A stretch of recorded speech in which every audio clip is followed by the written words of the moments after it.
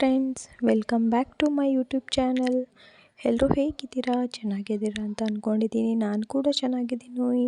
ಇನ್ನು ಯಾರೆಲ್ಲ ನನ್ನ ಚಾನಲ್ ನೋಡ್ತಾ ಇದ್ದೀರಾ, ಇನ್ನೂ ಸಬ್ಸ್ಕ್ರೈಬ್ ಆಗಿಲ್ಲ ಅಂತ ಅಂದರೆ ಪ್ಲೀಸ್ ಸಬ್ಸ್ಕ್ರೈಬ್ ಮಾಡ್ಕೊಳ್ಳಿ.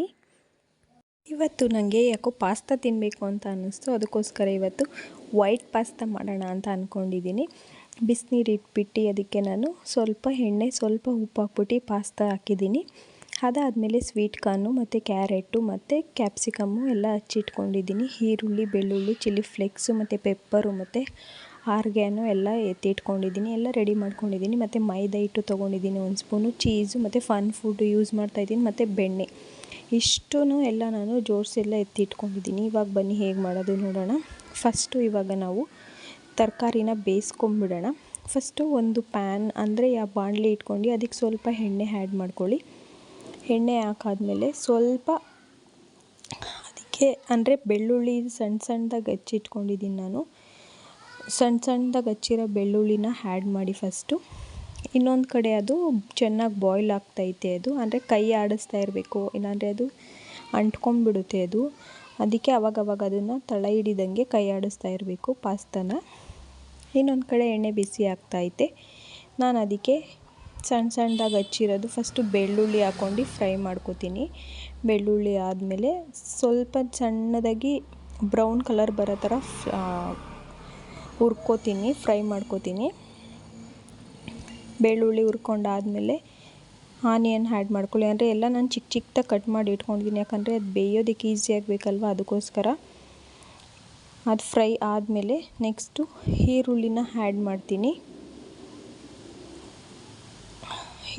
ಪಾಸ್ತಾ ಮಾಡೋದು ಎಷ್ಟು ಈಸಿ ಅಂತಂದರೆ ತುಂಬ ಈಸಿ. ಅಂದರೆ ವೈಟ್ ಪಾಸ್ತಾ ಅಂದರೆ ತುಂಬ ಈಸಿಯಾಗಿ ಮಾಡ್ಬೋದು.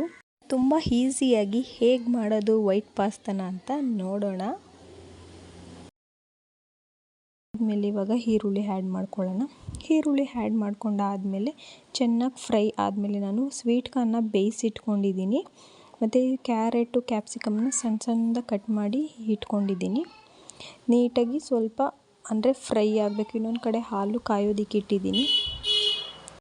ಈರುಳ್ಳಿ ಸ್ವಲ್ಪ ಫ್ರೈ ಆದಮೇಲೆ, ಚೆನ್ನಾಗಿ ಫ್ರೈ ಆದಮೇಲೆ ನಂತರ ಅದಕ್ಕೆ ನಾವು ಚಿಕ್ಕದಾಗಿ ಕಟ್ ಮಾಡಿರೋಂತಹ ಕ್ಯಾರೆಟು ಮತ್ತು ಕ್ಯಾಪ್ಸಿಕಮ್ಮು, ಅದ್ರ ಜೊತೆಗೆ ಸ್ವೀಟ್ ಕಾರ್ನ್ ಫಸ್ಟು ಅಂದರೆ ಕ್ಯಾರೆಟ್ನ ನಾನು ಫಸ್ಟು ಆ್ಯಡ್ ಮಾಡ್ಕೊಂಬಿಡ್ತೀನಿ. ಯಾಕಂದರೆ ಅದು ಸ್ವಲ್ಪ ಬೇಯಬೇಕಲ್ವ.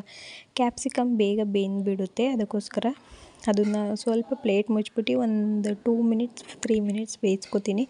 ಅದಾದಮೇಲೆ ನಂತರ ಅದಕ್ಕೆ ನಾನು ಕ್ಯಾಪ್ಸಿಕಮ್ ಮತ್ತು ಸ್ವೀಟ್ ಕಾರ್ನ ಆ್ಯಡ್ ಮಾಡ್ತೀನಿ. ಅದು ಬೇಗ ಬೇಯುತ್ತೆ. ನಾನು ಸ್ವೀಟ್ ಕಾರ್ನ ಆಗಲೇ ಬೇಯಿಸ್ಕೊಂಡಿದ್ದೀನಿ. ಜಸ್ಟ್ ಫ್ರೈ ಮಾಡಿಕೊಂಡ್ರೆ ಸಾಕಾಗುತ್ತೆ. ಅದು ಬೆಂದಾದಮೇಲೆ ಅದನ್ನು ಇನ್ನೊಂದು ಪ್ಲೇಟ್ಗೆ ಎತ್ತಿಟ್ಕೊತೀನಿ. ಇವಾಗ ಸಾಸ್ನ ರೆಡಿ ಮಾಡ್ಕೊಳ್ಳೋಣ ಬನ್ನಿ. ಇನ್ನೊಂದು ಕಡೆ ನಾನು ಪಾಸ್ತಾ ನೀಟಾಗಿ ಬೆಂದಿದೆ.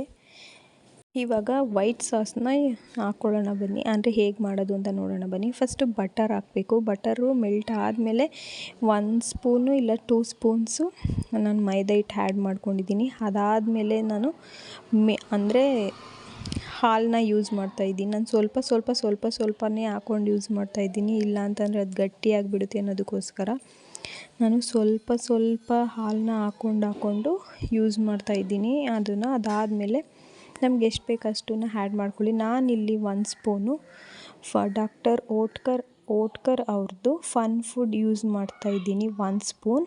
ನೆಕ್ಸ್ಟು ಅದಾದಮೇಲೆ ಚೀಸ್ ಆ್ಯಡ್ ಮಾಡಿದೆ. ಮತ್ತು ಅದಕ್ಕೆ ಸ್ವಲ್ಪ ಉಪ್ಪು, ಚಿಲ್ಲಿ ಫ್ಲೇಕ್ಸು ಮತ್ತು ಆರ್ಗ್ಯಾನು ಮತ್ತು ಪೆಪ್ಪರ್ ಇಷ್ಟನ್ನು ಯೂಸ್ ಮಾಡಿದ್ದೀನಿ. ಇವಾಗ ನೋಡಿ ವೈಟ್ ಸಾಸ್ ರೆಡಿ ಆಯಿತು. ಅದಾದಮೇಲೆ ತರಕಾರಿನ ಬೇಯಿಸ್ಕೊಂಡಿದ್ವಲ್ಲ ಅದನ್ನು ಆ್ಯಡ್ ಮಾಡ್ಕೊಳ್ಳಿ. ಅದಾದಮೇಲೆ ಪಾಸ್ತಾ ಬೆಂದಿರುತ್ತಲ್ಲ ಅದು ಅಂದರೆ ಸೆಪ್ರೇಟಾಗಿ ಎತ್ತಿಟ್ಕೊಂಡಿರ್ತೀವಲ್ಲ ಅದನ್ನು ಆ್ಯಡ್ ಮಾಡಿಬಿಟ್ಟು ಸ್ವಲ್ಪ ಮಿಕ್ಸ್ ಮಾಡಿದ್ರೆ ವೈಟ್ ಪಾಸ್ತಾ ರೆಡಿ. ಇವತ್ತಿನ ವಿಡಿಯೋ ಇಷ್ಟ ಆದರೆ ಪ್ಲೀಸ್ ಲೈಕ್ ಮಾಡಿ, ಶೇರ್ ಮಾಡಿ, ಸಬ್ಸ್ಕ್ರೈಬ್ ಮಾಡ್ಕೊಳ್ಳಿ. Thank you for watching.